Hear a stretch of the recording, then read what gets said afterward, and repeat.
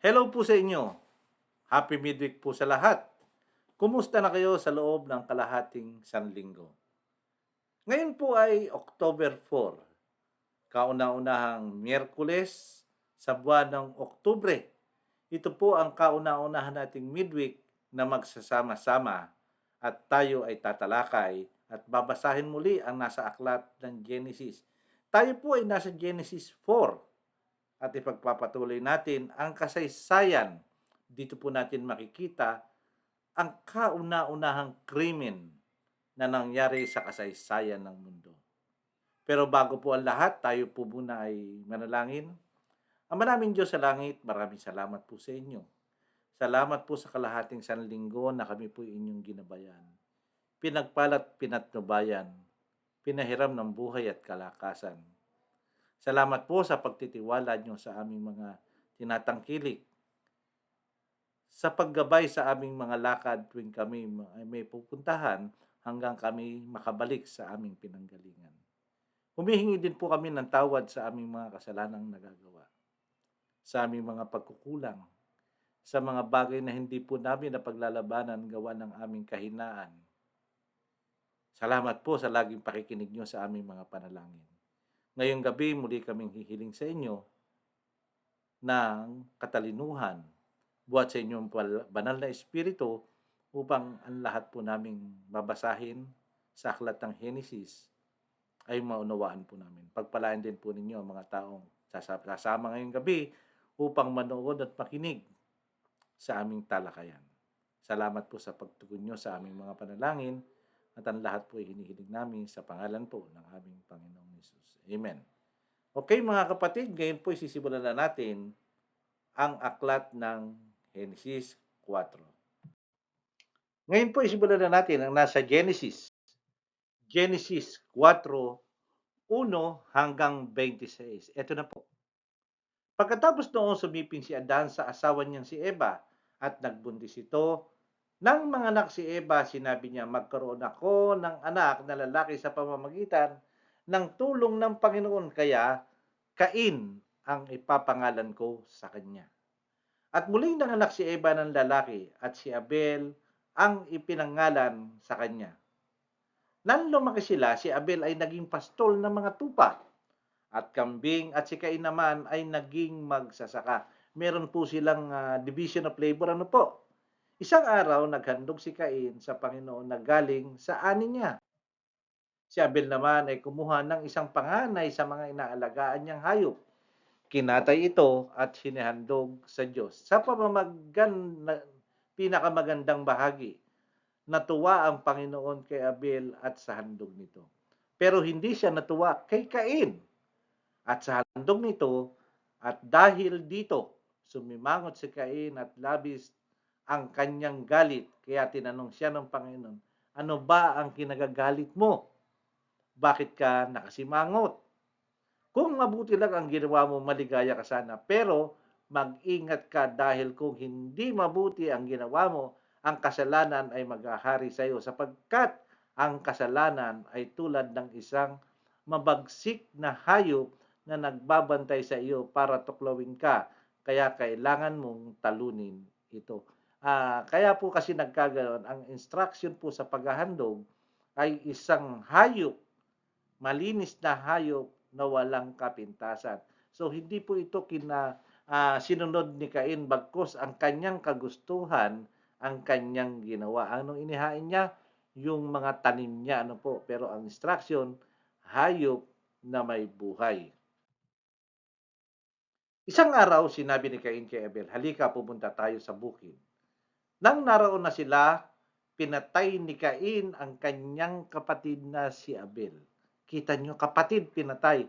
Pagkatapos nagtanong ang Panginoon kay Cain, nasaan ang kapatid mo? Sumagot si Cain, ewan ko, hindi ko alam kung nasaan siya. Bakit ako ba ang tagapagbantay niya? Kita nyo yung sagot ni Cain sa Diyos? Nagkakaila na siya, binabastos niya pa ang Diyos. Sinabi ng Panginoon kay Cain, ano ang iyong ginawa? Ang dugo ng kapatid mo ay parang tinig na nagmamakaawa na parusahan ko ang taong pumatay sa kanya. Dahil sa ginawa mo, isusumpa ka. Mula ngayon, hindi ka na makakapagsaka sa lupa na sumisipsip ng dugo ng iyong kapatid na pinatay mo.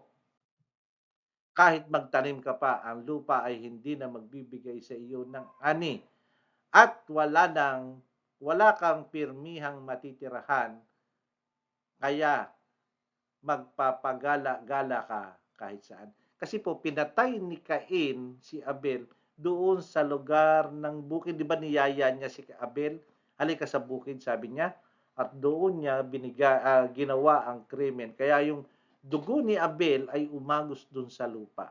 Ayun, ang sabi ng Diyos, hindi ka nabibigyan ng tanim doon sa lupa na nagbibigay sa iyo ng ani. Basahin po natin sa 14, sa 13. Sinabi ni Cain sa Panginoon, napakabigat ng parusang ito para sa akin. Itinaboy niyo ako ngayon sa lupaing ito at sa iyong harapan. Wala na akong matitirhan kaya kahit saan na lang ako pupunta. At kung may makakita sa akin, tiyak na papatayin niya ako. Kung iisipin nyo, ay bakit sino ang papatay sa kanya? Ano po? Sino ang gagawa noon samantalang ang alam lang natin ay dalawa. Nung araw po kasi ay mahahaba ang buhay ng tao. So may mga kapatid siyang nawalay na, napunta na sa ibang lugar at hindi na siya kilala. Pero sabi ng Panginoon kay Cain, hindi yan mangyayari sa iyo. Sapagkat ang sino mang papatay sa iyo ay gagantihan ko ng 7 beses. Kaya nilagyan ng Panginoon ng palatandaan si Cain para hindi siya patayin ng kahit sinong makakakita sa kanya. Pagkatapos lumayo si Cain sa Panginoon at doon tumira sa lugar ng Nod, sa bandang silangan ng Eden. Sumiping si Cain sa asawa niya, nagbuntis ito, nanganak ng lalaki at pinangalanan niya siyang Enoch. Nagpatayo si Cain ng isang lungsod at pinangalanan niya itong Enoch, kagaya ng pangalan ng kanyang anak. Si Enoch ay may anak ding lalaki na may pangalan ay Irad. Si Irad ay ama ni Mehujael at si Mehujael ang ama ni Metusael at si Metusael ang ama ni Lamech.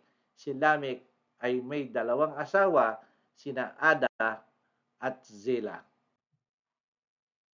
Pinanganak ni Ada si Jabal, na siyang pinagmula ng tao na nakatira sa mga tolda na nag-aalaga ng mga hayop. May kapatid si Jabal na lalaki na ang pangalan ay Hubal, na siyang nagpinagmula ng lahat ng tumutugtog ng alpa at plauta. Si Sila ay nanganak din ng lalaki na ang pangalan ay Tubal. Tubal-Cain. At si Tubal-Cain ay gumagawa ng lahat ng klase ng kagamitan mula sa bakal at tanso. May kapatid siyang babae na Naama. Isang araw sinabi ni Lamech sa 2 niyang asawa, Ada at Zila, mga asawa ko, pakinggan niyo ako. Pinatay ko ang isang binatilyo dahil sinaktan niya ako. Kung 7 beses ang tindi ng ganti sa taong pumatay kay Cain, 77 beses ang tindi ng ganti sa taong papatay sa akin. Sumiping muli si Adan kay Eva at nanganak ng isang lalaki na pinangalanan itong Set.